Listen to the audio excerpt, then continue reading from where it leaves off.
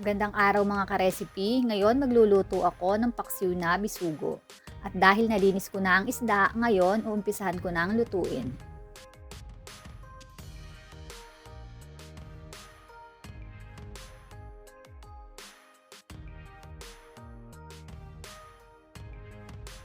Pagkatapos kong ilagay ang isda, ngayon isasabay kong ilagay ang bawang, ang sibuyas,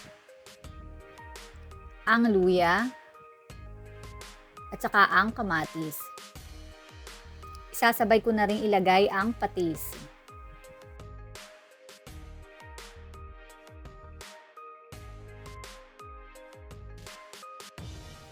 Saka maglalagay ako ng 1 basong tubig. Saka ko siya tatakpan at papakuluan at least mga 2 minutes.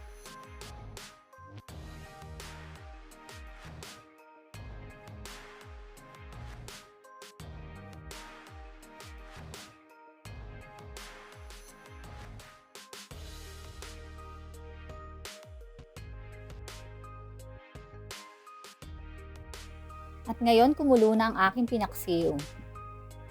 Saka ko lalagyan ng 1 pirasong sili. Saka maglalagay ako ng kaunting pampalasa.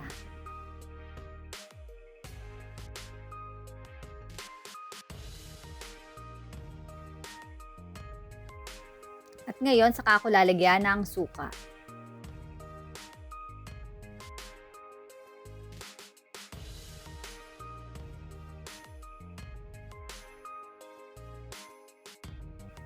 Saka ko tatakpan hanggang sa tuluyang maluto.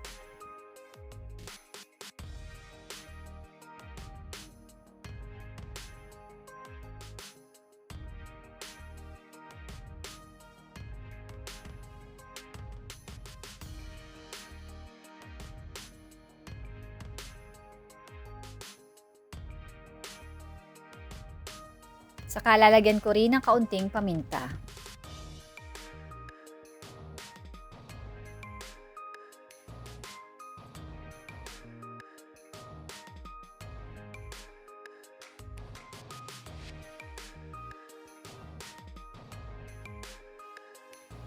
At ngayon luto na ang aking pinaksiw, pwede na siyang ihain.